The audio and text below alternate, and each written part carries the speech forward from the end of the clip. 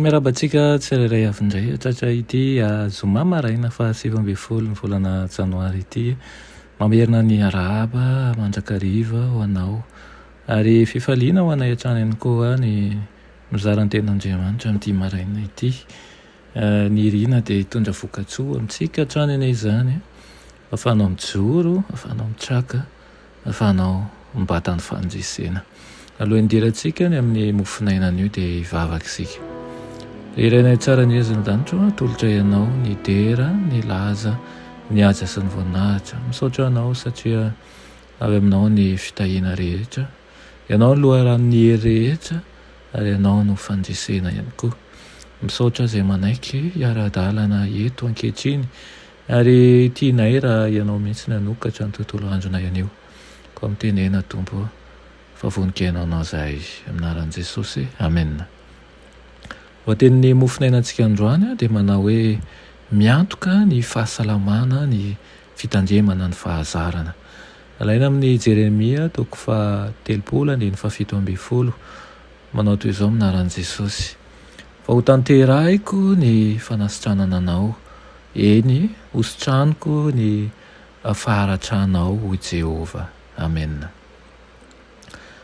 Ny fampiasana ny saina ampahazotoana sy faharetana mba amin'ny fianarana mafy dia tsy mandreraka firy loatra ny saina na mampikatso anazy io mihoatra noho ny fihinanana sakafo izay tsy mahasalana sy amin'ny fotoana tsy ara-dalàna ary ihany koa amin'ny tsy fitandremana ny lalan'ny fahasalamana.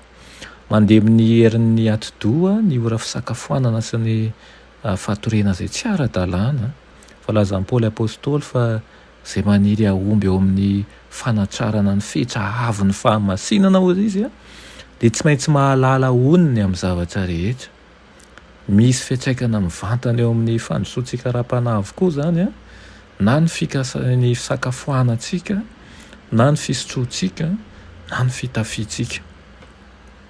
Ny fahasalamana dia fitahiana izay olombitsy ihany no mankasitraka azy.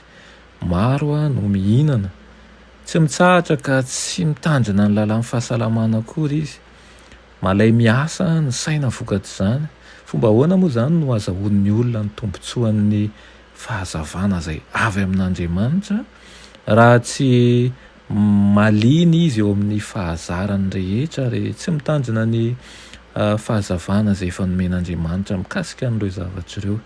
Ny aina dia fananana masina izay Andriamanitra rery ihany no manatanteraka ny fiazonantsika azy sy ny fampiasantsika an'izany ho amin'ny voninahiny. Izy izay namorona ny rafi-batan'ny olombelona mahagaga ihany anefa ny hikarakarana sy hikojakojaintsika manokana ny momba an'izany raha ohatra ka tsy miara-miasa aminy araka ny zavatra kendreny ny olona. Ny fahasalamana sy ny fiainana ary ny fahasambarana izany dia vokatry ny fankatoavana ny lalam-pahasalamana izay mifehy ny vatantsika. Raha mifanaraka amin'ny sitrapo sy ny lalan'Andriamanitra ny sitrapontsika sy ny lalantsika ary raha manao izay mahafaly ny mpamorona antsika isika dia arovany ho salama tsara ny taova rehetra izay ao anatintsika. Averiny amin'ny laoniny indray ireny hery ara-tsaina ireny, averiny amin'ny laoniny indray ireny hery ara-batana ireny amin'ny fotoana izay mba azahoany miasa amin'ny alalantsika ho voninahiny. Azo antoka fa fahasalamana sy fahasambarana ary koa fiadanana sy fahombiazana no vokatra azo raha manaiky hiara-miasa amin'Andriamanitra amin'izany asa izany isika. Tsy ny ahatonga antsika ho andevy ny fahazaran-dratsy akory ny antony nahafatesanao antsika fa mba ahatonga antsika ho zanakalahy sy ho zanakavavin'Andriamanitra izay manompo azy amin'ny hery rehetra amin'ny ananan'ny tenantsika.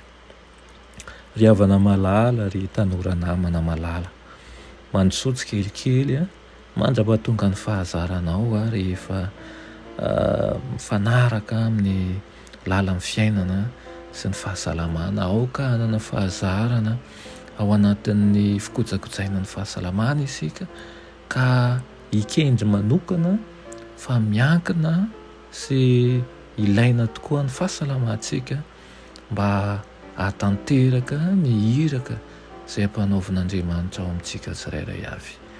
Aza atao ambanin-javatra noho izany fahasalamana, aza atao ambanin-javatra ny fikojakojaina ny vatana, ary aza atao ambanin-javatra ihany koa ny fomba fisakafoanana.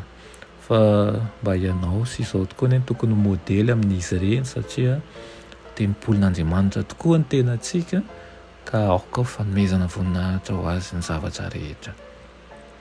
Ivavaka isika. Iranay masina tsara indrindra an-danitra mbola misaotra anao izay amin'izany teninao izany. Misaotra anao Tompo satria makeny izay rehetra mahasoa anay tokoa ianao. Ifonainay eto anatrihanao ny fahazaran-dratsy anananay. Matetika tsy mivaky lony amin'izay ho ampidirinao am-bava, mieritreritra fa mety avokoa na heverina efa tsy mampanina anay izany kanefa misy fiantraikany betsaka amin'ny fahamitana ny iraka izay omenao anay.